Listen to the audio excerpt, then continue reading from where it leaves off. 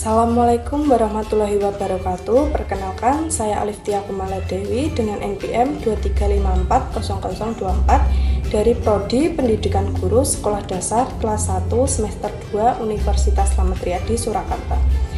Baiklah, di sini saya akan menjelaskan perkembangan sosial emosional anak. Apa sih yang dimaksud dengan perkembangan sosial emosional anak? Perkembangan sosial emosional anak usia dini adalah kemampuan anak untuk sepenuhnya mengelola dan mengekspresikan emosi baik positif maupun negatif.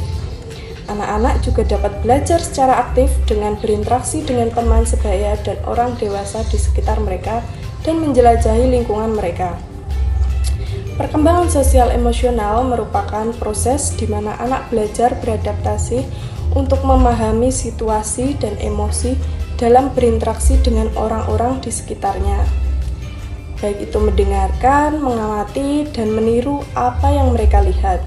Selanjutnya, karakteristik perkembangan sosial emosional pada anak.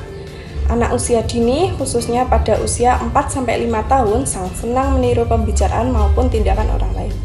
Menurut Erikson, tahapan perkembangan psikososial pada anak prasekolah adalah tahapan inisiatif atau prakarsa versus rasa bersalah.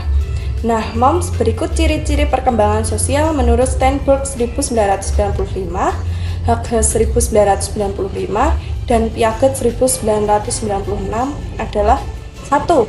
Memilih teman yang sejenis. 2. Cenderung lebih percaya pada teman sebaya. 3. Agresivitas lebih meningkat. 4. Senang bergabung dalam kelompok. 5. Memahami keberadaan bersama kelompok. 6. Berpartisipasi dengan pekerjaan orang dewasa.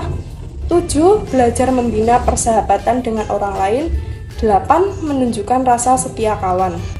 Yang selanjutnya, faktor apa saja sih yang mempengaruhi perkembangan sosial anak?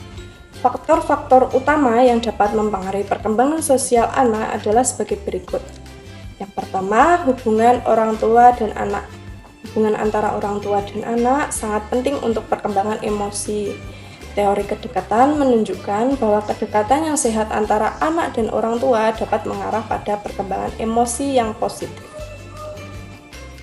Selanjutnya, yang kedua, perkembangan emosi anak ditentukan oleh faktor lingkungan. Lingkungan tempat anak tumbuh juga dapat mempengaruhi perkembangan emosi dan kecerdasan anak lebur.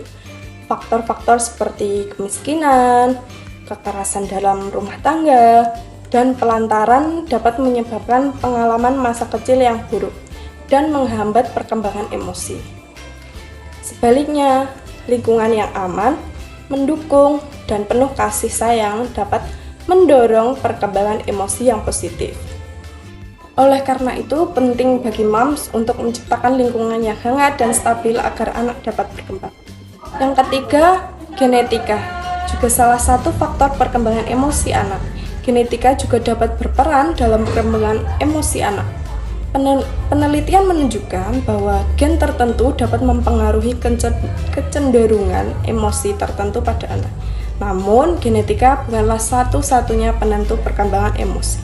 Faktor lingkungan dapat mengubah ekspresi gen. Sebagai orang tua, penting untuk memahami kecenderungan emosi pada dan memberikan dukungan yang sesuai.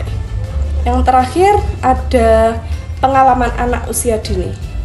Pengalaman masa kanak-kanak dapat mempengaruhi perkembangan emosi secara signifikan.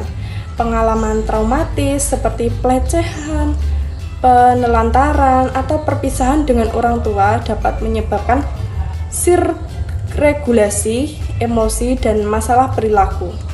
Pengalaman positif seperti kehangatan, proses bermain, dan sosialisasi dapat mendorong perkembangan emosi yang sehat. Intinya, sebagai orang tua, moms memainkan peran penting dalam mendorong perkembangan emosi yang sehat dengan memberikan kehangatan keluarga, lingkungan yang mendukung, dan pengalaman kanak-kanak yang positif.